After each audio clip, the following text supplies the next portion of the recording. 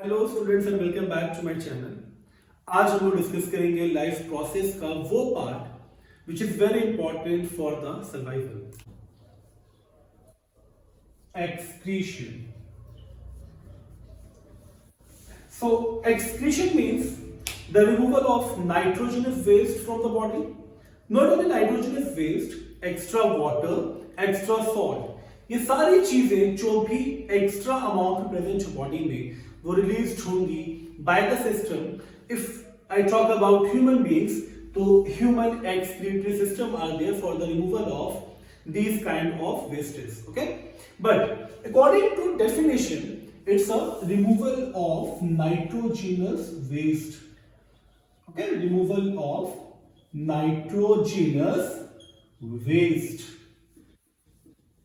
अब एक छोटा सा क्वेश्चन है मेरा कि नाइट्रोजनस वेस्ट का फॉर्मेशन कैसे होता है बॉडी में, क्योंकि नाइट्रोजन को हम डायरेक्टली तो इनटेक करते नहीं हैं, तो नाइट्रोजनस बेस का फॉर्मेशन कैसे होगा ये जानना बहुत जरूरी है। तो जो बॉडी का मैक्रोमोलिक्यूल है वो ब्रेक होगा तो नाइट्रोजनस कंपाउंड का फॉर्मेशन होगा, और ऐसे सिर्फ 2 ही कंपाउंड है बॉडी में जिनके ब्रेकडाउन से नाइट्रोजन का फॉर्मेशन होता है। मैं एक बहुत सिंपल सा एग्जांपल दे रहा हूं कि बॉडी में जो प्रोटीन का ब्रेकडाउन होगा, क्योंकि proteins are formed by amino acid, तो it breaks into amino acids, and amino acids breaks into ammonia. Okay, तो ये जो अमोनिया है ये भी एक नाइट्रोजनस वेस्ट है। Okay, ammonia is also nitrogenous waste.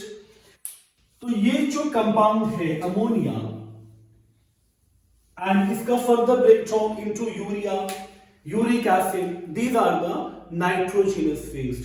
तो एक सबसे इंपॉर्टेंट जो बात आपको याद रखनी है कि बॉडी में नाइट्रोजनस वेस्ट का फॉर्मेशन तभी होगा जब प्रोटीन का ब्रेकडाउन होगा। तो this is the first compound. Okay, second is DNA और RNA, nucleic acids. Okay, why nucleic acids? क्योंकि क्लास 10th में जब आप चैप्टर पढ़ते हो हेरिडिटी एंड एवोल्यूशन का, जेनेटिक्स का, तो उसमें डीएनए के कंपोजिशन के बारे में बताया गया कि DNA is formed bye 3 important component. इसमें एक कंपोनेंट तो फॉस्फेट है, ओके, एक तो फॉस्फेट है, सेकंड न्यूक्लियोसाइड, एंड इसका फॉर्मेशन होता है 2 इंपॉर्टेंट कंपोनेंट से, एक pentose sugar and second nitrogenous base, जिसको adenine, guanine in the form of purines and cytosine and thymine in the form of pyrimidines। तो एटलीस्ट ये 2 बातें आपको याद रखनी है। पहली चीज की प्रोटीन का ब्रेकडाउन या प्रोटीन का मेटाबॉलिज्म या न्यूक्लिक एसिड का मेटाबॉलिज्म, बस यही 2 मैकेनिज्म है या यही 2 मेटाबॉलिक पाथवे हैं जिससे बॉडी में नाइट्रोजनस वेस्ट एंटर होगा या फॉर्म होगा। अब वेस्ट का तो फॉर्मेशन हो गया, बॉडी का फंक्शन क्या है? वेस्ट को रिमूव करना। तो ये रिमूवल कैसे होगा ये हम लोग अब डिस्कस करेंगे। So in human beings there is a well defined excretory system. आप बोर्ड पे देख रहे हो, it's a human excretory system and it is formed by a pair of kidney, a pair of kidney। okay, ये जो आप देख रहे हो pair of kidney, right and left kidney। okay, then a pair of ureter, ये जो देख रहे हो 1 and 2, these are ureter and ये 2 kidneys। Okay, the third one जहां पे यूरिन का कलेक्शन होगा, यूरिनरी ब्लैडर,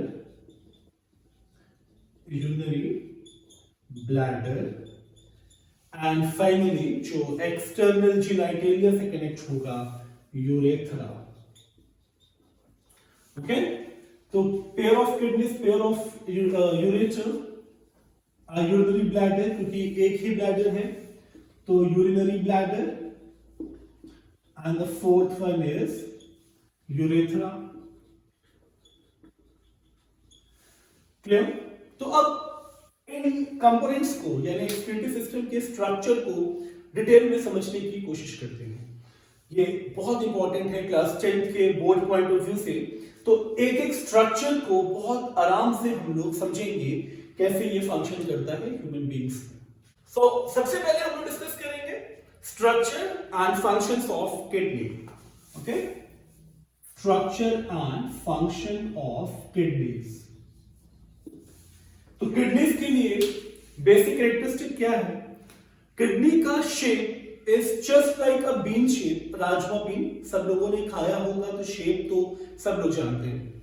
तो shape is rajma bean like structure. Colour it is reddish brown in colour, reddish brown. Weight की बात करूं तो it is about 150 to 170 grams, 150 to 170 grams, and size is 12 centimeter, it's mainly 10 to 12 centimeter. Slight variation आपको different books में दिख सकता है, लेकिन average is 10 to 12 centimeter in length, okay, and similarly 6 to 7 centimeter width, 6 to 7 centimeter in width। तो ये तो सिर्फ एक जनरल कैरेक्टरिस्टिक है। अब है सबसे इंपॉर्टेंट पार्ट, लोकेशन। बहुत से लोग किडनी को एग्जैक्टली आइडेंटिफाई नहीं कर पाते हैं, मगर लोकेशन आइडेंटिफाई करना बहुत इजी है, क्योंकि ये जो रिबकेज है आपका, रिबकेज में जो लास्ट 2 रिब्स हैं, total 12 pair of ribs are there. It means कि अगर मैं लोकेशन की बात कर रहा हूं तो located on the dorsal side, ये आपका डॉर्सल साइड हो गया टुवर्ड्स द आउटर रीजन। तो located towards the dorsal side, तो 11th and 12th ribs, and yes 12th thoracic vertebrate, मैं वर्टिब्रेट की भी बात कर रहा था। जो स्पाइनल कॉर्ड की कवरिंग है, वर्टिब्रल कॉलम, अगर आप उसको स्टार्टिंग से काउंट करना स्टार्ट करोगे, जहां पे 12th थोरेसिस वर्टिब्रेट होगा। थोरेसिस में क्यों बोल रहा हूं? क्योंकि नेक पे जो वर्टिब्रेट है वो सर्वाइकल है, जो रिब केज के जस्ट बैक पे है वो थोरेसिस है। ओके, तो जो 12th थोरेसिस वर्टिब्रेट है at the level of 12th thoracic vertebrate,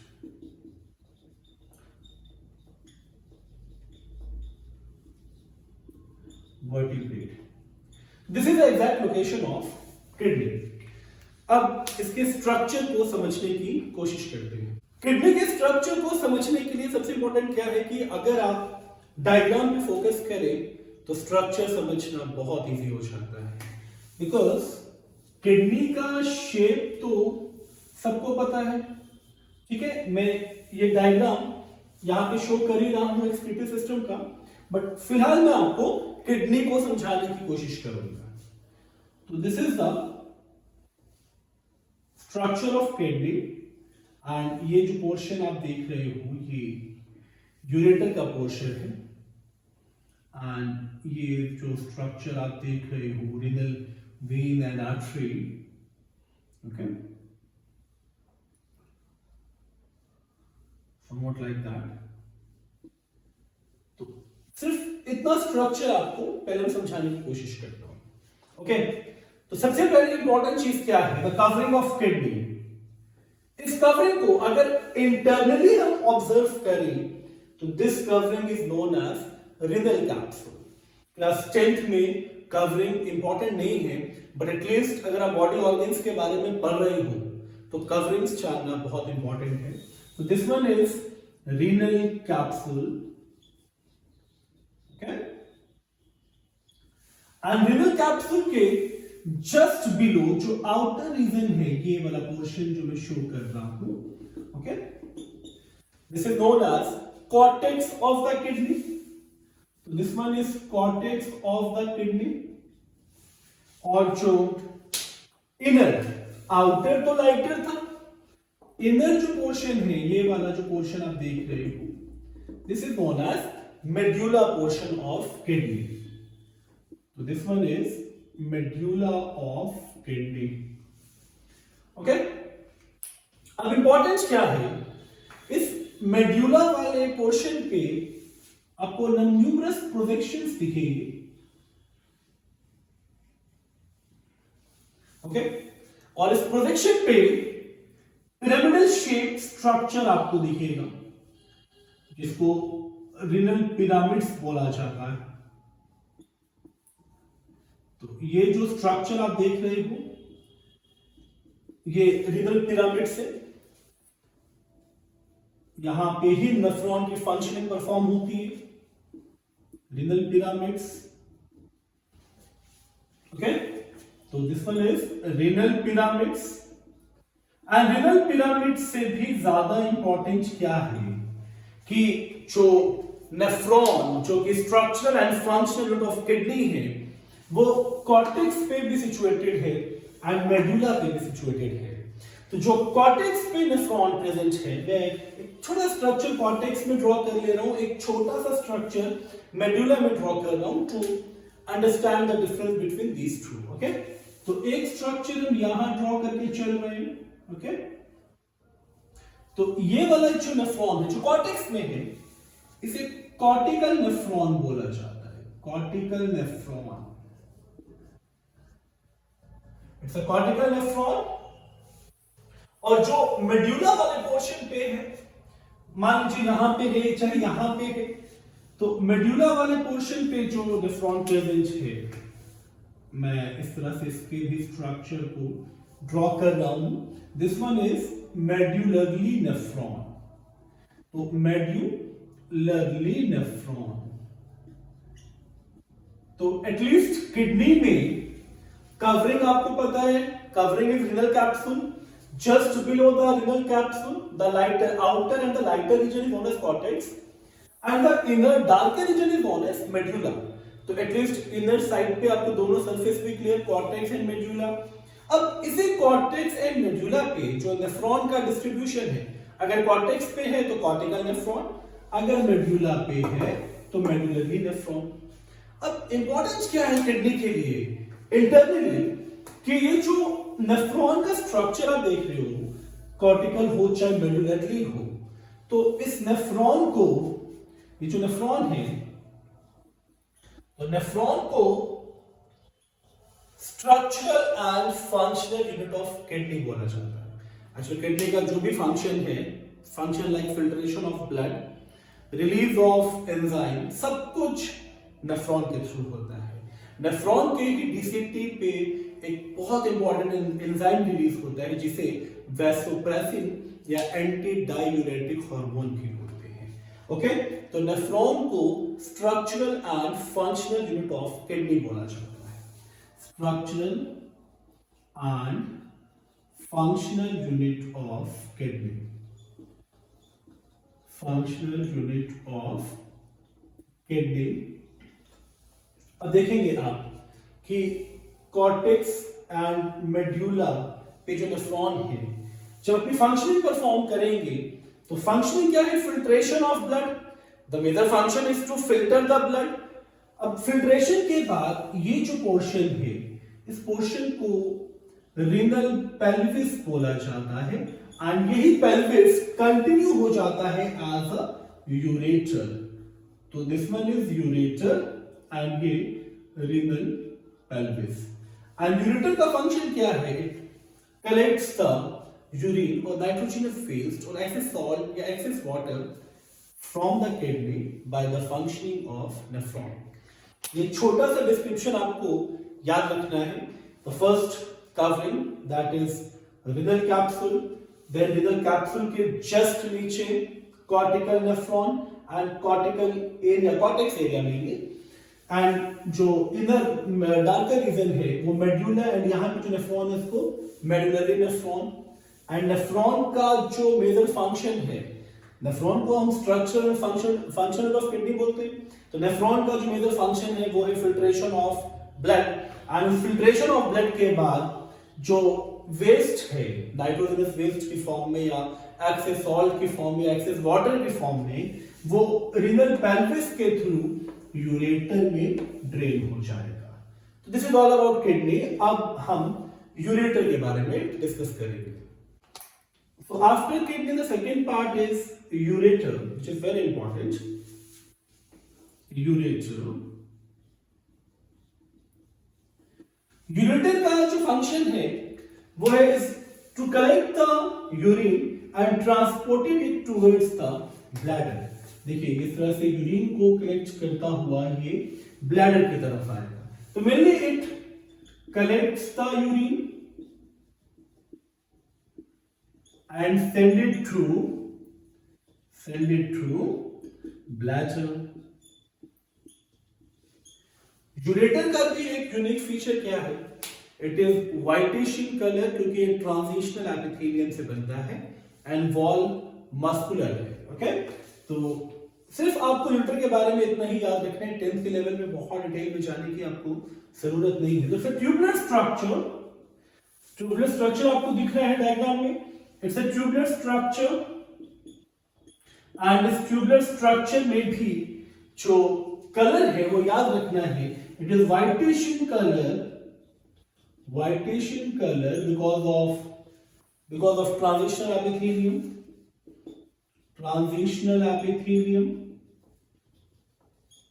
अगर आप एपिथेलियम का नेम क्लास 10th के लेवल पे नहीं भी याद करते हैं तब भी ये कोई फर्क नहीं डालेगा आपके आंसर पे। Transitional epithelium and the wall is muscular. Okay, तो फंक्शन तो मैं बता ही चुका हूं, स्ट्रक्चर भी हम लोगों ने डिस्कस कर लिया। अब बारी है यूरिनरी ब्लैडर की। तो ये जो ब्लैडर का स्ट्रक्चर आप देख रहे हैं, अगर मैं लोकेशन की बात करूं तो it is located in the pelvic reason. ये जो पेल्विक गर्डल बोन है आपकी, ये आपके ब्लैडर को सपोर्ट करती है। ओके, एंड शेप इसका बिल्कुल पियर की तरह होता है। तो पियर शेप, मस्कुलर वॉल, इसके ऊपर जो कवरिंग है मसल्स की है। तो it is a pear shape muscular sac located in the pelvic region. Okay, तो third one is urinary bladder. तो यूरिनरी ब्लैडर में इंपॉर्टेंट क्या है कि bladder is pear-shaped muscular sac,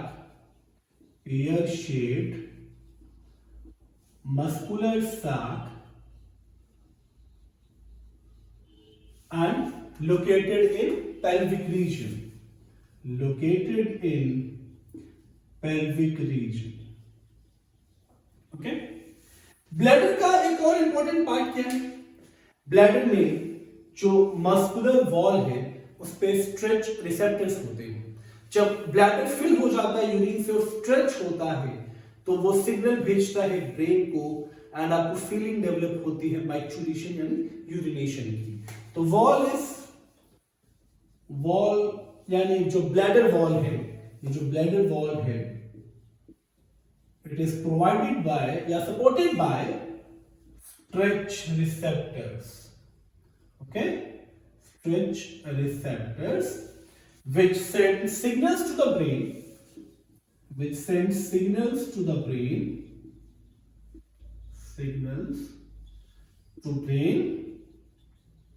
for micturition। तो ये माइक्चुरेशन की फीलिंग को डेवलप करता है। अब बारी है यूरेथ्रा की, वो पोर्शन जो कि यूरिनरी ब्लैडर का बिल्कुल लास्ट जंक्शन पार्ट है। यूरेथ्रा का भी एक इंपॉर्टेंट फंक्शन क्या है? यूरेथ्रा का जो वॉल है यानी जो उसका कवरिंग है वहां पे वॉल्व प्रेजेंट है, जिसे हम यूरेथ्रल स्फिंक्टर्स बोलते हैं मेनली। और यूरेथ्रा के बाद आपका वॉलंटरी एक्शन है कि आप अपने यूरिन को कंट्रोल कर सकते हो, मगर इस वॉल्व से जितना भी अपर पोर्शन आप देख रहे हो ये इनवॉलंटरी एक्शन कंट्रोल करता है, मतलब ये आपके कंट्रोल में नहीं है। तो यूरेथ्रा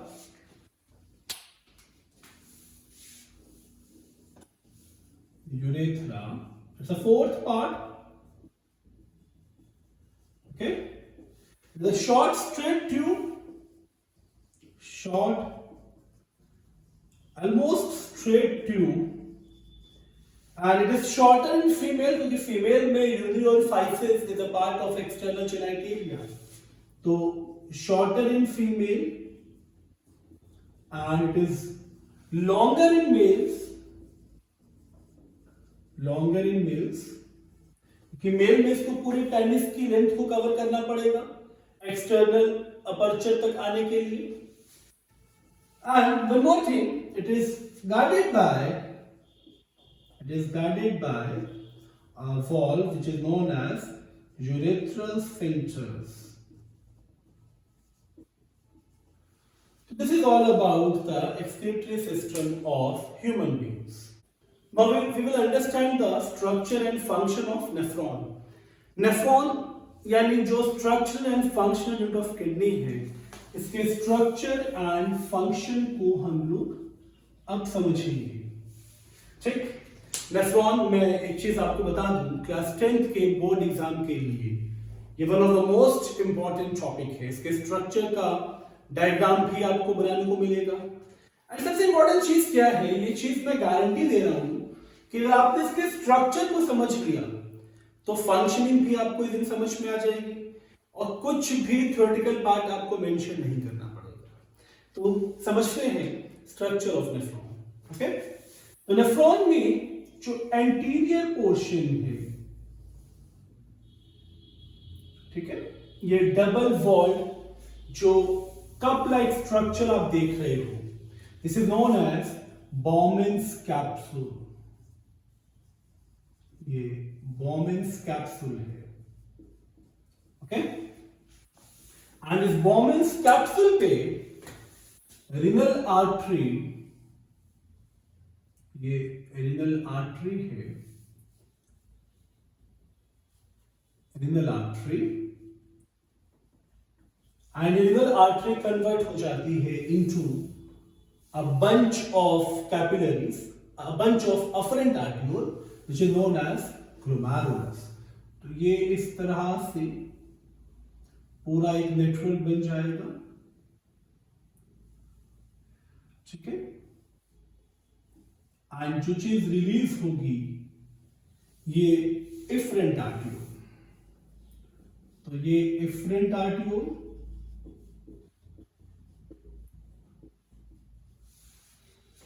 यहां पे जो फर्स्ट डिवीजन हुआ है रिनल आर्टरी का, ये अफरेंट आर्टियोल,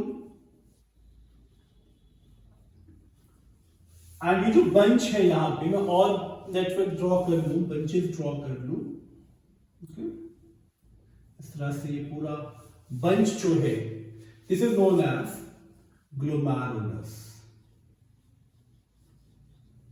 तो glomerulus is a tuft of 50 capillaries, okay, and 50 capillaries of afferent arteriole. अब ये जो बॉमेन कैप्सूल एंड ग्लोमेरुलस का कॉम्बिनेशन है, Bowman capsule plus glomerulus is known as Malpighian body. तो ये Malpighian body है. तो पहला पोर्शन को आपको clear, Bowman capsule, glomerulus, and they combine together to form Malpighian body. Clear? अब बॉमेन कैप्सूल से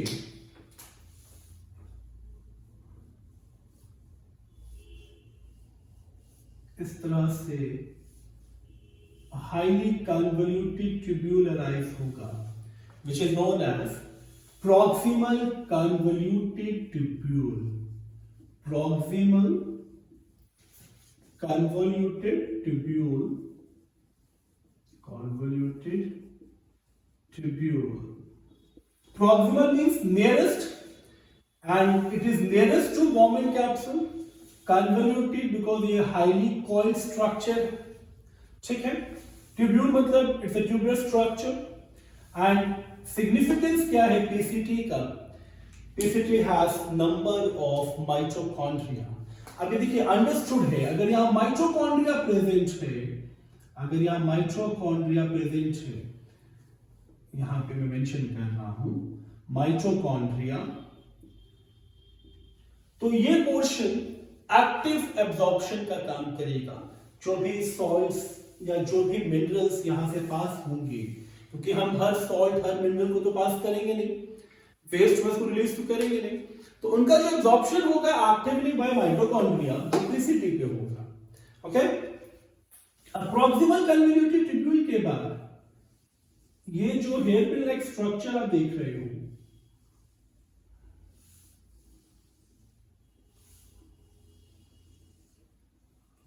this is known as loop of Henle.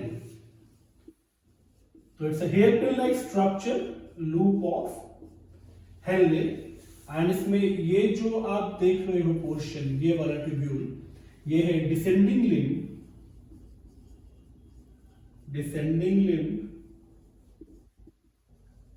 and this one is ascending limb.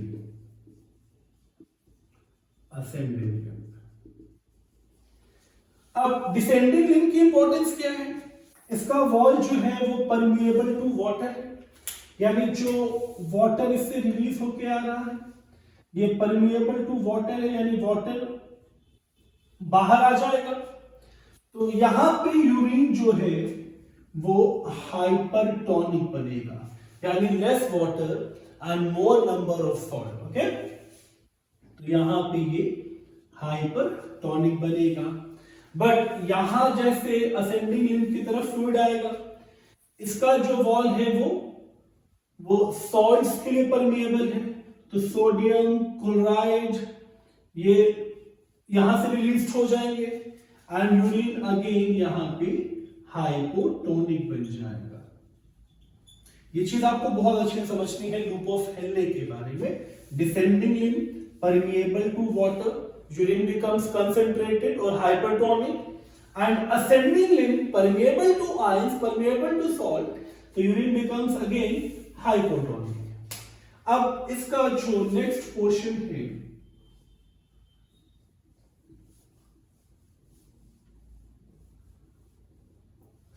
ये DCT, distal convoluted tubule, distal convoluted tubule,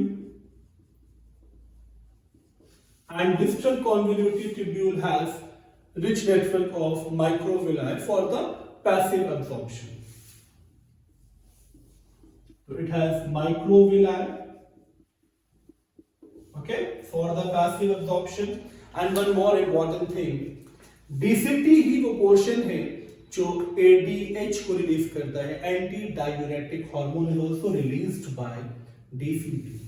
तो यहां से hormone भी release होगा, it's ADH, anti diuretic hormone, और is also known as vasopressin.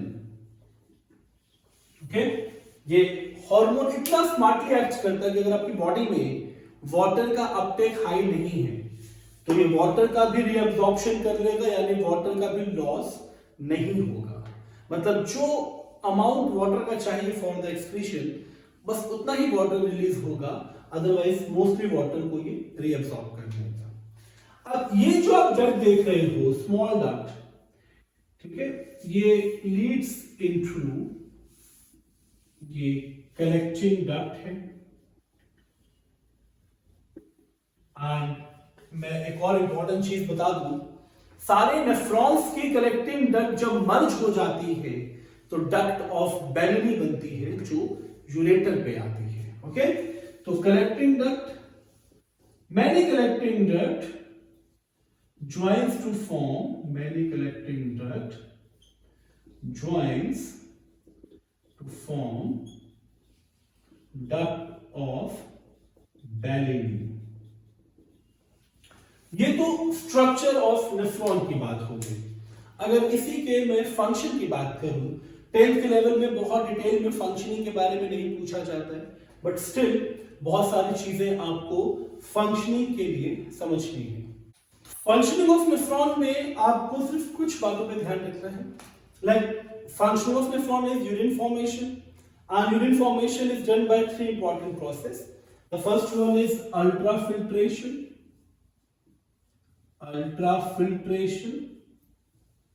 okay, second is tubular reabsorption, tubular reabsorption, and the third one is tubular secretion. तो tubular reabsorption and tubular secretions ये भी बहुत important event है। तो ultrafiltration बहुत simple सा step है, बस आपको 1 मिनट के अंदर समझ में आ जाएगा। देखिए ये जो पोर्शन था जहां रीनल आर्टरी एंटर हुई थी, ओके, तो बिगर चेंज आपको क्या दिखा था, ये आर्टरी का स्ट्रक्चर था, ठीक, आर्टरी कन्वर्ट हुआ इनटू आर्टियोल। तो ये अंडरस्टूड है कि ल्यूमेन नैरो हुआ है, ल्यूमेन मतलब स्पेस कम हुआ, पैसेज कम हुआ। अगर पैसेज कम हुआ है तो ये अंडरस्टूड है यहां से प्रेशर बढ़ेगा, प्रेशर तो बढ़ेगा क्योंकि पैसेज कम हुआ है, प्रेशर तो बढ़ेगा। देखिए आप यहां पे जो फ्लो था, जब आप यहां कंप्रेस करोगे ल्यूमेन कम हो जाएगा तो प्रेशर तो बढ़ेगा, बट यहां पे रेजिस्टेंस भी डेवलप होगा। रेजिस्टेंस डेवलप होगा मतलब मैक्रोमोलिक्यूल यहां से पास नहीं होंगे। अब एक जो इंपॉर्टेंट चीज आपको याद रखनी है, ये जो पूरा नेटवर्क आप देख रहे हो ग्लोमेरुलस का, यहां फिनिस्ट्रा होता है। फिनिस्ट्रा मतलब opening of the blood vessels, minute opening of the blood vessels, जिस फिनिस्ट्रा के थ्रू ये फ्लूइड रिसीव करके बॉम्बिंग कैप्सूल में आ जाता है। तो ये तो अंडरस्टूड है। जो पूरा नेटवर्क है ग्लोमेरुलस का वो आर्टियोल है। आर्टियोल का मतलब इसमें भी ब्लड फ्लो कर रहा है, बट ब्लड फ्लो कर रहा है स्टिल ये जो माइन्यूट ओपनिंग है, मैं यहां शो करने की कोशिश कर रहा हूं, ये जो फिनिस्ट्रा है ये ब्लड सेल्स को पास नहीं करेगा। ये इतना माइन्यूट होता है कि ब्लड सेल्स से पास नहीं हो पाएंगे। तो ये अंडरस्टूड है जो फ्लूइड बॉम्बिंग कैप्सूल में एंटर करेगा वो प्लाज्मा है, क्योंकि ब्लड फ्लो कर रहा है। तो अंडरस्टूड है प्लाज्मा एंड कॉर्पुसेल्स, यही दो कंपोनेंट्स होंगे ब्लड के। सेल्स तो आएंगे नहीं, कॉर्पुसेल्स तो आएंगे नहीं। तो जो चीज रिसीव होके आएगी, यहां से जो चीज रिसीव होके आएगी ये प्लाज्मा है। क्लियर? अब इस प्लाज्मा में हम पहले भी इस चीज को डिस्कस कर चुके हैं। मैं प्रीवियस वीडियो में बता चुका हूं प्लाज्मा में प्रोटीन्स भी हैं, आयंस भी हैं, मतलब ऑर्गेनिक इनऑर्गेनिक सॉल्ट सब कुछ प्लाज्मा में प्रेजेंट है, क्योंकि ट्रांसपोर्टेशन मेनली प्लाज्मा के थ्रू ही होता है। तो प्लाज्मा जैसे यहां पे एंटर होगा तो यहां पे क्या होगा, यहां पे एक सीव लाइक फिल्ट्रेशन स्लिट बनेगा। तो ये जो lumen of Bowman capsule plus fenestra, lumen of Bowman capsule plus fenestra एक छन्नी का काम करेगा, इसे फिल्ट्रेशन स्लिट बोलते हैं। फिल्ट्रेशन स्लिट्स बोलते हैं। बात समझ पा रही है आपको? यानी प्लाज्मा जब इस फिल्ट्रेशन स्लिट से पास होगा तो जितने भी मैक्रोमोलिक्यूल हैं वो मैक्सिमम यहीं पे एब्जॉर्ब हो जाएंगे। अब होगा क्या, जो चीजें आ चुकी हैं डिसॉल्व्ड फॉर्म में या स्मॉलर इन साइज की वजह से, वो पीसीटी की तरफ रन करेगा। पीसीटी पे ऑलरेडी मैं बता चुका हूं स्ट्रक्चर में माइटोकॉन्ड्रिया प्रेजेंट है, या माइटोकॉन्ड्रिया प्रेजेंट है तो माइटोकॉन्ड्रिया क्या करेगा, माइटोकॉन्ड्रिया अपनी एनर्जी स्पेंड करेगा, क्योंकि माइटोकॉन्ड्रिया को power house of the cell बोलते हैं ना, एटीपी प्रोड्यूस करेगा। उस एटीपी का यूटिलाइजेशन होगा और ये सारे आयंस को रीअब्सॉर्ब किया जाएगा। अब आप पूछोगे रीअब्सॉर्ब करके जाएगा कहां? रीअब्सॉर्ब होने के बाद इसकी जस्ट पैरेलल आपका इफरेंट आर्टियोल भी चल रहा है, तो ये रीअब्सॉर्ब होके इसमें एंटर करेगा कि ये पूरा ब्लड वेसल जो है इस तरह से इसको सराउंड करके ही रखता है। ओके, इस तरह से इसको सराउंड करके रखता है। ठीक, तो पीसीटी पे तो एब्जॉर्प्शन हो गया, बट यहां पे स्टेज बदल गया, क्योंकि अल्ट्रा फिल्ट्रेशन का मतलब यह था कि filtration under high pressure due to the conversion of renal artery into arteriole.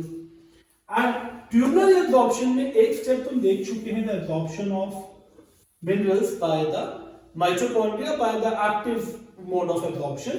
And loop of Henle में क्या हुआ था कि ये वाला जो पोर्शन था डिसेंडिंग लिम्ब, ये परमिएबल टू वाटर था, तो वाटर का भी एब्जॉर्प्शन होगा।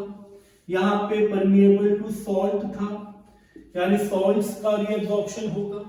एंड फाइनली ये जो पोर्शन है आपका DCT, यहाँ पे माइक्रोविलाई था, यहाँ पे भी पैसिव एब्जॉर्प्शन होगा, पैसिव एब्जॉर्प्शन यहाँ होगा, और जैसे एब्जॉर्प्शन कंप्लीट हो जाएगा तो फाइनल जो प्रोसेस है वो है ट्यूबुलर सिक्रेशन। इसका मतलब जो फ्लूइड यहां से कलेक्टिंग डक्ट की तरफ एंटर होगा, that process is known as tubular secretion. बहुत सिंपल था ये structure and function of nephron. I hope आपको समझ में आया होगा। अगर कहीं पे आपको कोई डाउट्स हो तो आप कमेंट बॉक्स में अपने डाउट्स को भी मेंशन करें। मेरे चैनल को सब्सक्राइब करें, लाइक करें, शेयर करें। Thank you.